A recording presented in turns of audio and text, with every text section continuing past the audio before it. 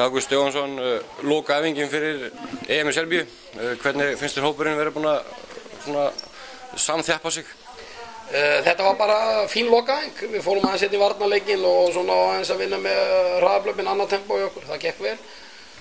Hópurinn bara svona vel innstiltur á verkefnið. Það svona smáægileg meiðsli en annars bara lítur þetta ágætlega út. Fyrsti leikur Svartfjallaland, hvað getur þú sagt okkur um þann andstæðing?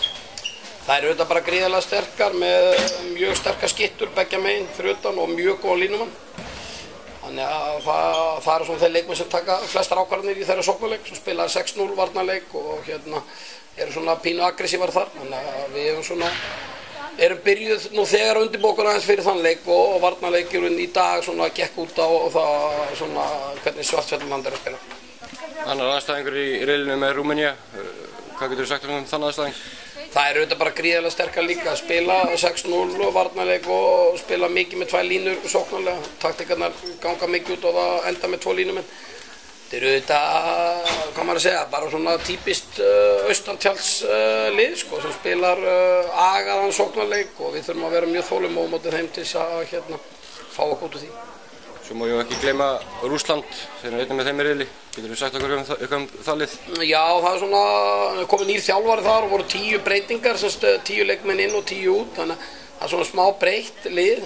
Það eru svona meira að spila aggressíva varnarleik 5-1 og við höfum svona eitt minni tími að undirbúa okkur fyrir það sem að það er síðasti leikurinn í riðli og við erum að fá núna meira efni bæði núna til Tékklandi af þeim og eins og bara það fyrir að líða á mótið. En það eru þetta bara maskína, þetta er bara lið sem er ótrúlega svona, hvað maður segja, agaðar og reyndar og spila bara svona típiska rússneska bolta en við erum klárlega möguleika móti öllu liðunum en þetta háð því að toppleiki. Finnst þér liðið búið að vera að fá nógu æfingu núna áður en það fer út?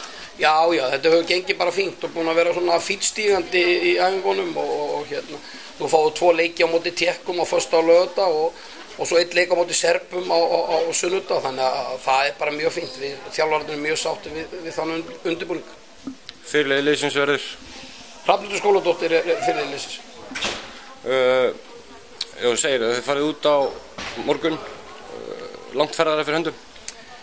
Já, við erum náttúrulega að fara til Tékklands, ég veit nú ekki alveg hvað, ég ekki klárað eins og hvert er fljúum en við fljúum og þetta eru 2 flug og svo æfum við annað kvöld í Tékklandi.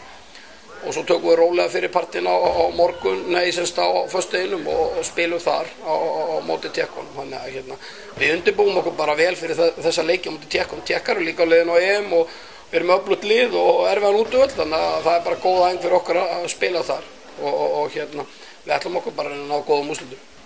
Þessi 16 leikmenn sem að fara út, allir í toppstandi og allir heilir? Já, það var náttúrulega alltaf pínu spurning með Karin en hún er búin að æfa núna síðustu 3 æfingar með okkur á fullum krafti og bara lítur vel út með hana. Þess að ég sagði að það er svona smávægileg meiðsli en ekki til þess að hafa ágjur af og það verður allir klárir held ég þegar að hólfum verður komið í Serbíu. Takk hérlega, gangi ykkur vel. Takk.